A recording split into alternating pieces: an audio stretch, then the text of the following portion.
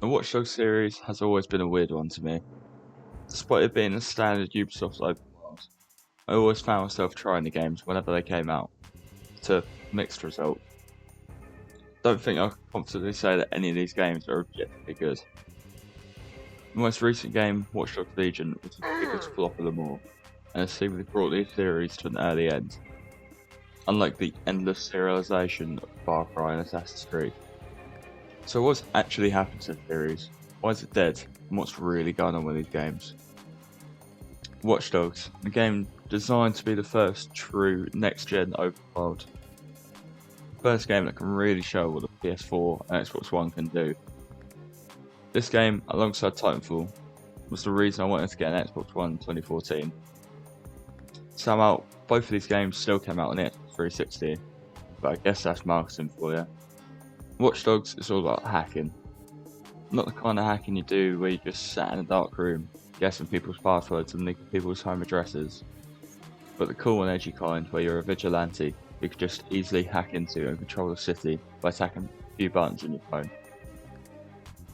You can sneakily walk past and steal people's money, activate road blockers, blow up steam pipes, and control the city's bridges all with just your phone.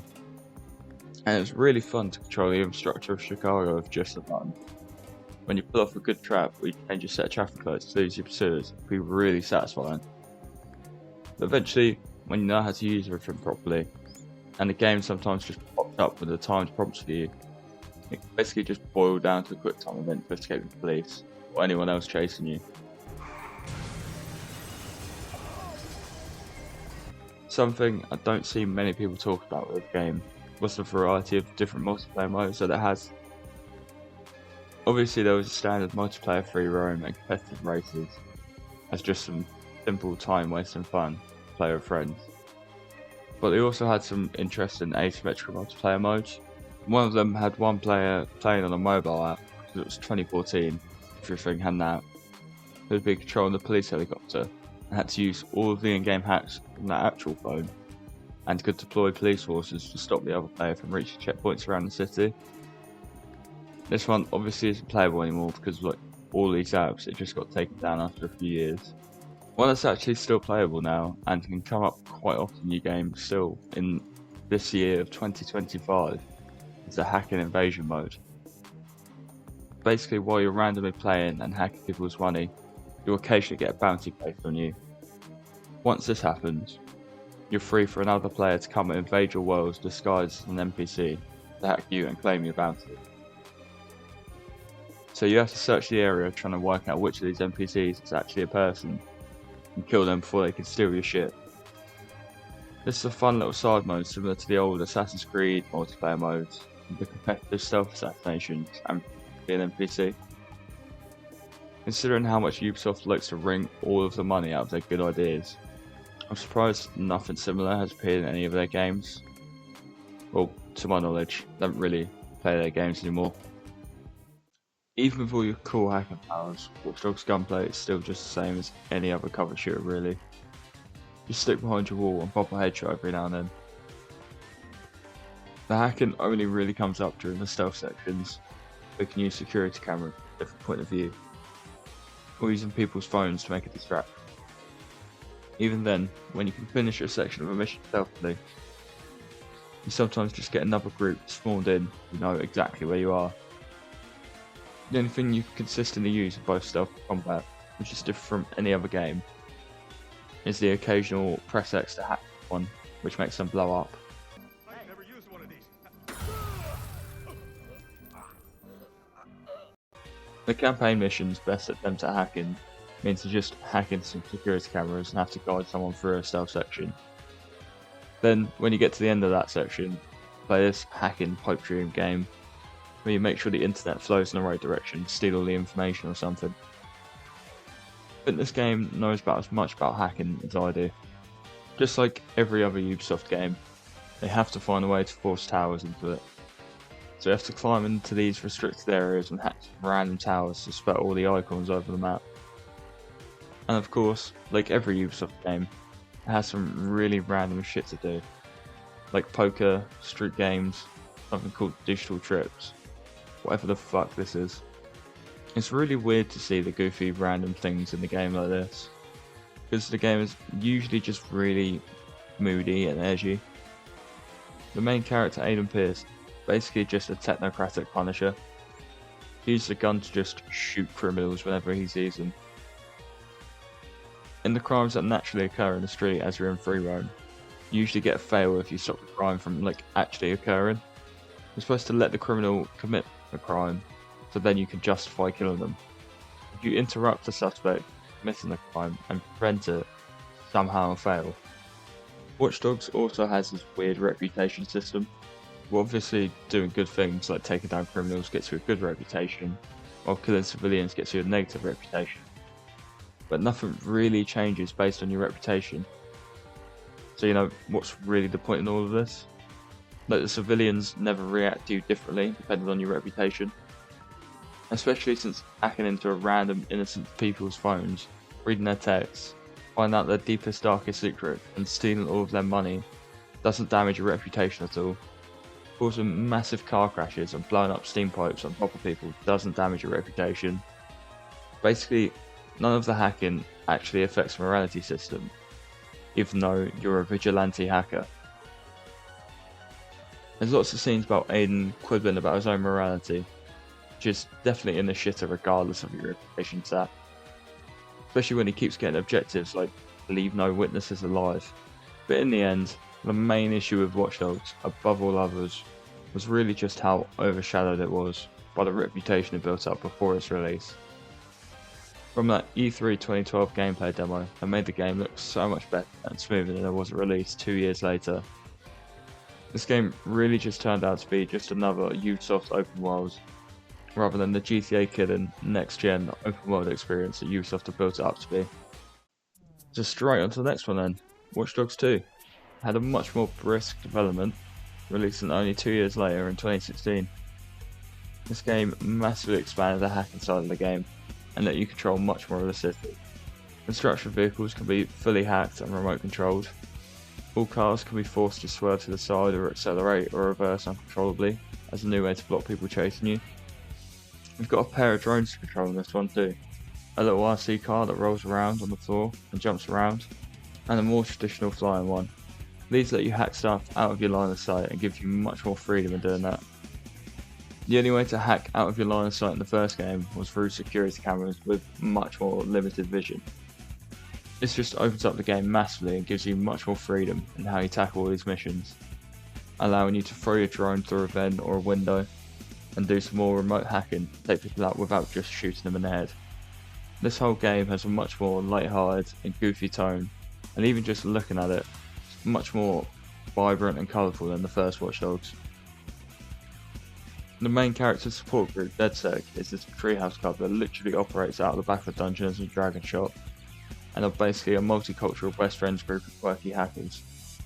Their basement hideout thing has loads of impact text memes on the wall, and the loading screens have rage comic characters for some reason. At least you're never going to forget that this game came out in 2016. And the game's full of the GTA style silly parodies of big tech companies and government organisations. Because we are in San Francisco this time, it has to be there. The missions in this one are also a lot more tonally light. Instead of whatever miserable shit was going on in the first game with Aiden's nephew or something, you're spending more of your time just fucking with big companies and celebrities to get more social media followers. Like, you infiltrate a Scientology knockoff and talk to their Tom Cruise equivalent. Hack a massive company that makes smart houses just to fuck up their big product showcase. And steal their new robot. You still can't escape the whole pipe dream hacking minigame in these missions, which for some reason happens in real time now, and is much more slower and long-winded than the original. Then, when you finish this, you just have to sit next to the thing that you're hacking to finish a data download. Just slowly waiting for a bar to reach 100%, just so that you can leave the area. Even though Watch Dogs 2 was like a massive improvement over the original, and it's a much cleaner and funner time than its original, it's still just not quite as good as it could and should be. The main issue I feel with this game is a really goofy and fun tone completely clashing with the gameplay. Because you kill a lot of people in this game. Even if you decide to use the 3 non-lethal weapons in the game, you're still probably going to bring about a lot of people's deaths. Your melee weapon is this yo-yo thing, and it is absolutely brutal. Like, Marks will choke someone out to the point they're already knocked out, and then smash them over the head once or twice. Then there's all that gang and the police violence that I incited just so I could sneak around someone and hack a thing. Like, when playing this game, I feel like I'm gunning down hundreds of people just so a bunch of nerds can embarrass some companies to get some more social media followers. For some reason, the reputation system was taken out of Watch Dogs 2. Even though with this game's story, it feels like a much better fit than the first. Like, there could have been a system where if you favour the non-lethal option, your reputation gets better and you gain followers faster or something. I mean, I don't really know how or if you should avoid punishing being lethal in your approach, but killing innocent people would definitely get you cancelled in Biden's America. Watch Dogs Legion, the lowest rated game in the series, and the game that seemingly killed the series dead. But I find this game much more interesting than its predecessors. It has a much more interesting setup and gameplay style than the others that came before it. Basically, the DedSec branch in London is blamed for a bombing, which gives a chance for a private military company called Albion to storm in and turn London into a surveillance state. Something which has surprisingly become relevant again. Proton VPN link in the description and the comments, by the way. So your job is to rebuild London's DedSec group and take down Albion by liberating London's boroughs one by one. Although this is the most Ubisoft sandboxy game, with all the microtransactions and liberating the districts, the rebuilding of DedSec enables the game's play as anyone mechanic, which is really the biggest selling point of the game. Almost any NPC can be eventually recruited and made into a member of DedSec for a recruitment mission. But if you run out of characters with all of them dying or getting arrested, it's game over. This adds a much more interesting wrinkle to the gameplay and encourages being more stealthy. With the permadeath setting on, it helps you create an attachment to your characters. They all have their own jobs which affect their loadout and abilities and little quirks and skills, like this guy who hiccups so is bad at stealth. Or if you have a barrister in your lineup, you can get your guys out of prison early. My personal favourite was the human statue that I recruited, who could apparently use this skill to lose pursuers. Along with their jobs, skills and traits, they also try to differentiate characters from each other. We're giving different characters their own clothes, voice lines, and even a different walk style. Because of the play anyone mechanic, a massive amount of possible main characters in this game that can die at literally any time. The only characters that actually have any plot relevance and are actually important to the story are Sabine, the woman who's basically the boss of DedSec, and the AI that tells you what to do all the time. There's not really any character motivation or development or anything from your protagonist. Not that the games before had any decent characters or stories or anything. But in Legion it feels like all of your possible protagonists have basically the same quirky personality to play off the other two characters. Although this central mechanic adds a lot to Legion, there's only so much you could do to differentiate the characters while making sure they can all really engage with all of the mechanics of the game. Like, they massively expanded the melee combat in this game. Like, rather than the one button yo-yo takedowns in the last game, you've got punch, dodge and guard break. But unless you have a character specialised in it, there's really not any point in using melee, and you might as well just pull out the pistol every character starts with, rather than getting your shit kicked in. In the end, it's rare that you get a character that's truly unique to play. Like, there's no way this 60-year-old bird has this much ball control.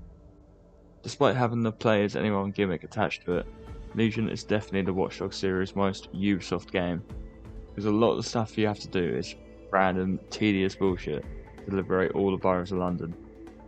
So using this mechanic, the only thing they can reward you with is more characters. It's also got the microtransactions that they're obsessed with these days, like money boosters, premium coins, skins. But the main issue with this game came from how unstable it was on release. The AI in these games have never been good, but somehow even worse in Legion, and you occasionally just get random frustrating glitches where you get stuck on a door and an enemy teleports into a wall or something. Some of this stuff still happens now, and it's just really annoying. This game just really needed more time to sort its shit out so it actually release as a ready and complete game. Post-release they decided to add paid DLC and some random multiplayer modes. They had the season pass with characters from previous games playable and mini DLC stories. Then later for some reason they had this weird zombies game mode, Legion of the Dead. I've never played an extraction shooter, but I think this is technically one of them, because you hop into London, have to pick up materials and then get out. It's clear from playing this mode that this game is just really not made for this random shit. You just get touched twice by the zombies and you're dead. And you can play it with up to 3 other people if you can actually find someone who's playing this mode online, because I couldn't. It's obvious that they just wanted to make this into their own COD Zombies style third mode that comes out of nowhere and they can sneak in and eventually make millions from. But the difference between this and the original COD Zombies is that people actually wanted to make COD Zombies and did it out of passion, while the people who made Legion of Dead probably did it by gunpoint. They also had the standard free roam multiplayer where you could go around London and do some bullshit together. And for some reason this is the only time where you can get invaded now. You can't get invaded in the normal single player campaign anymore. While it's nice to actually be able to pause the game safely now, they could have quite easily justified bringing this mode back, and it can actually have some risk for the invader, as if they fail they could lose a character or something. Because this really felt like a signature mode for the other 2 games and really separated it from other Ubisoft open worlds. Anyway, since Legion, the Watch Dogs series has been on ice. In January 2022, development officially ceased on it. So if the series is still actually going, there will probably be another Watch Dogs next year. Knowing Ubisoft, there is absolutely no way of predicting what they're going to do and if the series actually will continue next year. They could drop a Watch Dogs Legion 2 with all the characters being NFTs. Ubisoft have been on a streak of making absolutely awful decisions for a while now, so anything is possible. Alright, that's your lot. Be sure to like and subscribe and check the description below. Get a Proton VPN discount and have a look at my Twitch channel. While you're down there, you can leave a comment and tell me what sort of stuff you want me to make a video on next.